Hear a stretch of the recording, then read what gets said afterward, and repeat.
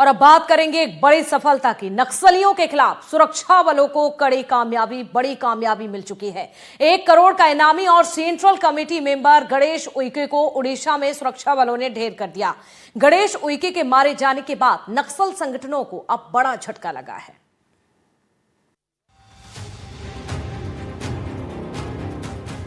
जैसे मार्च 2026 की वो तारीख यानी 31 मार्च नजदीक आ रही है, नक्सलवाद का एक एक कील पुलिस उखाड़ रही है। उड़ीसा के कंधमाल गंजम जिले के रामपा के जंगल में नक्सलियों से मुठभेड़ के बाद सुरक्षा बलों ने 1 करोड़ के इनामी नक्सली गणेश उइके सहित 4 नक्सलियों को ढेर कर दिया। 2 महिला समेत 4 नक्सलियों के शव को जवानों ने बरामद कर लिया।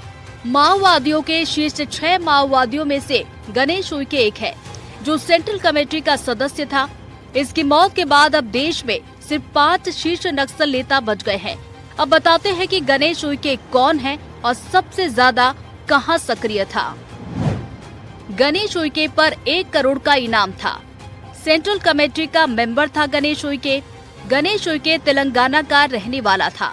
गणेश राजेश तिवारी चमरू दादा के नाम से मशहूर।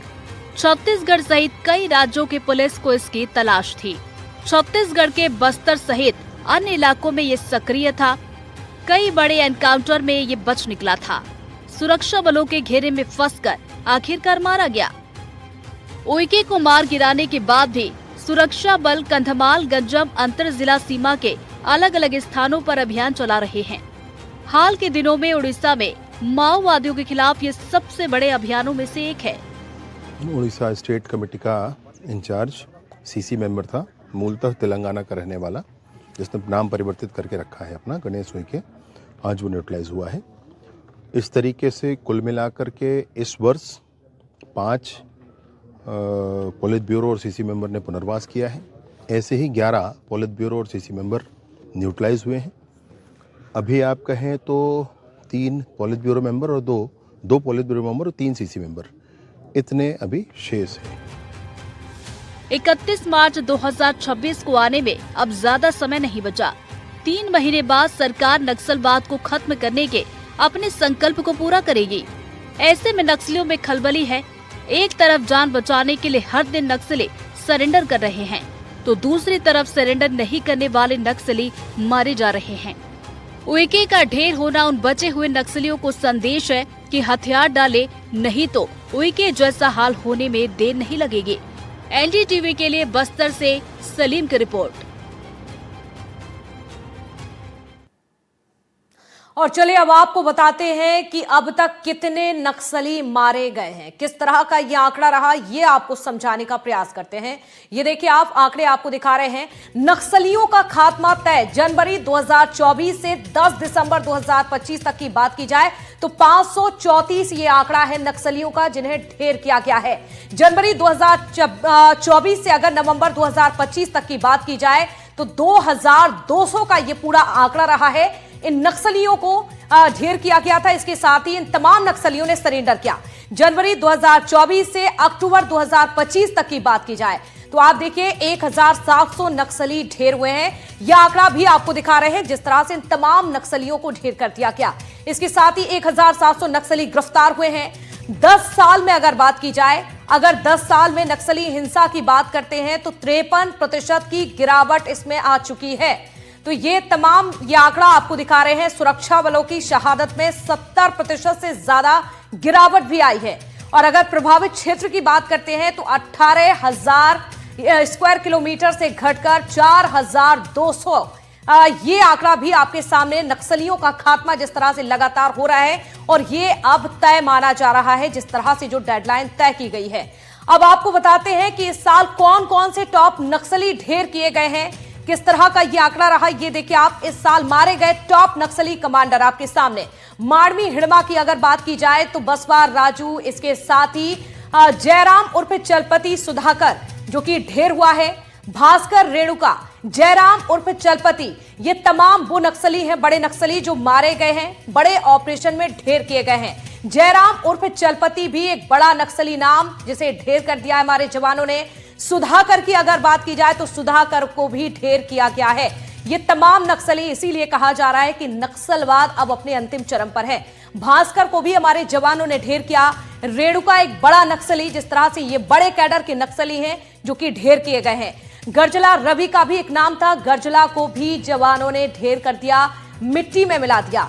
इस साल 2025 की ये सफलताएं आपको बता रहे हैं, जो लगातार टॉप कमांडर को ढेर किया गया है। टॉप नक्सली कमांडर ढेर हो चुके हैं। नक्सलवाद का छत्तीसगढ़ में धीरे धीरे अंत हो रहा है। इसके साथ ही गणेश उइके को हाल ही में ढेर किया गया।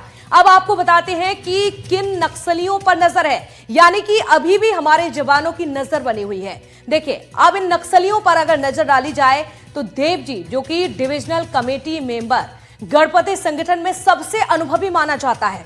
इसके साथ भी आप देखिए, Mishir Besra eastern regional committee का प्लानर है। संगठन में सबसे ये अनुभवी माने जा रहे हैं, जिन पर नजर अभी भी बनी हुई है। इसके साथ आप देखिए, ईस्टर्न रीजनल कमेटी का प्लानर मिशिर बेसरा, जिस पर हमारे जवानों की नजर है, इसे भी या तो सरेंडर करना होगा या तो फिर ढेर कर दिया जाएगा। इसके साथ आप देखिए, पापा राव, जो कि मिलिट्री विंग से जुड़ा हुआ एक बड़ा नाम माना जाता है। बारसे देवा गन फैक्ट्री, आईडी नेटवर्क संभालता है। ये तमाम बड़े कैडर के नक्सली ऐसे हैं जिन पर जवानों की नजर बनी हुई है, या तो सरेंडर करना होगा, अगर सरेंडर नहीं करते हैं तो इन तमाम नक्सलियों को ढेर कर दिया जाएगा। तो ये तमाम बड़े नक्सली हैं जिन पर अब सुरक्षा बल के जवानों की नजर बनी हुई है। तो 2026 डेडलाइन तय कर दी गई है। नक्सलवाद का छत्तीसगढ़ में धीरे धीरे खात्मा हो रहा है। देखिए, छत्तीसगढ़ में आतंक, लाल आतंक का ये कहर जिस तरह से जारी था, लेकिन अब वो धीरे धीरे खत्म हो रहा है। छत्तीसगढ़ में नक्सल अभियान को लेकर आईजी सुंदराज पी का भी एक बयान सामने आ चुका है। 2 साल में मारे गए माओवादियों के 11 केंद्रीय कमेटी मेंबर सुंदराज पी ने ये पूरी जानकारी दी है। अब सिर्फ 5 शीर्ष माओवादी नेता ही बचे हुए हैं, ये जानकारी भी दी।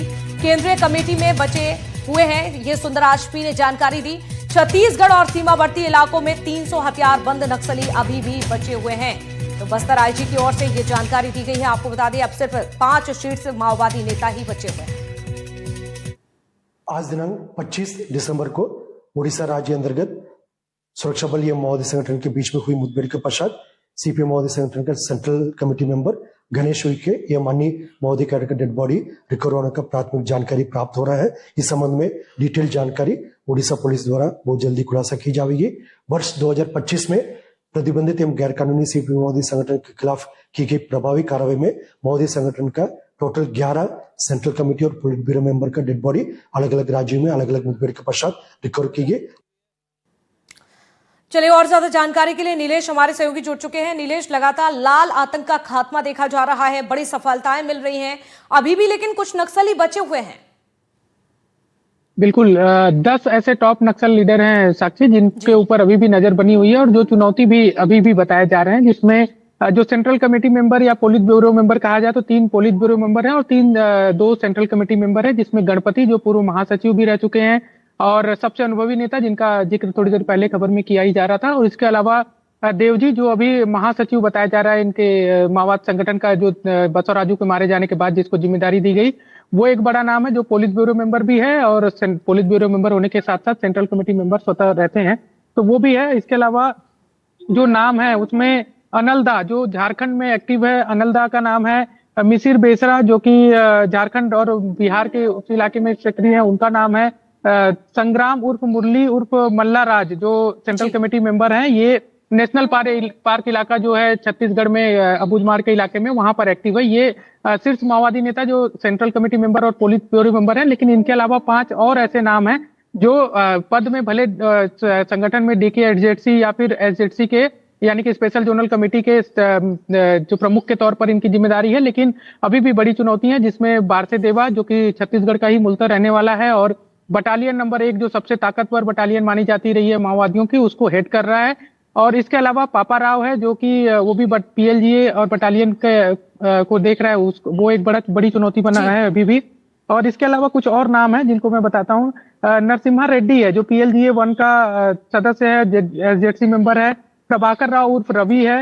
हिर्री मोहन राव रेड्डी है। ये वो नाम है जो 10 है, मतलब यानी कि 10 और लोगों को या तो सरेंडर करवा लिया जाए या वो गिरफ्तार कर लिया जाए या फिर मुठभेड़ में उनके साथ सामना हो और उसके बाद अभी तक जो अंजाम हुआ है मुठभेड़ में पिछले 1.5-2 सालों में कि नक्सल के बड़े कैडर मारे गए हैं, तो वो हो। इसके बाद से कम छत्तीसगढ़ और ये पूरे भारत से जो हथियारबंद नक्सल समस्या है जिसके लीडर हैं वो समाप्त हो जाएंगे, जो प्रमुख लीडर हैं। इसके अलावा जो एक आंकड़ा और आया है कि करीब 300 हथियारबंद सरेंडर जो कैडर हैं वो अभी भी हैं छत्तीसगढ़, मध्य प्रदेश और आसपास के जो सीमावर्ती इलाके हैं, तेलंगाना, आंध्र प्रदेश में ज्यादा सक्रियता है छत्तीसगढ़ के साथ साथ, वो हैं जिसमें से 150 अपने आप में अकेले बटालियन के बिल्कुल, कैडर कहीं ना कहीं हैं। ये तो चुनौती भी है और कहीं ना कहीं ये जवानों के लिए चुनौती भी है और सरेंडर करना ही एकमात्र विकल्प है, नहीं तो ढेर किए जाएंगे ये तमाम नक्सली। शुक्रिया पूरी जानकारी देने के लिए नीलेश आपका।